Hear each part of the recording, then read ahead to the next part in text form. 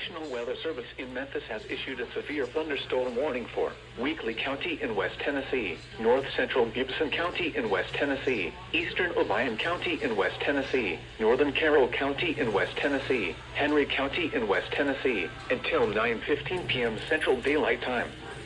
At 8:27 p.m. Central Daylight Time, a severe thunderstorm was located over Martin, moving east at 50 miles per hour. Hazard, 60 miles per hour wind gusts. Source, radar indicated. Impact, expects damage to roof, siding, and trees.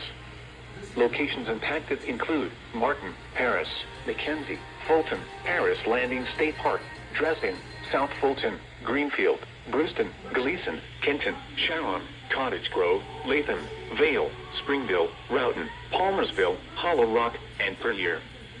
For your protection, move to an interior room on the lowest floor of a building.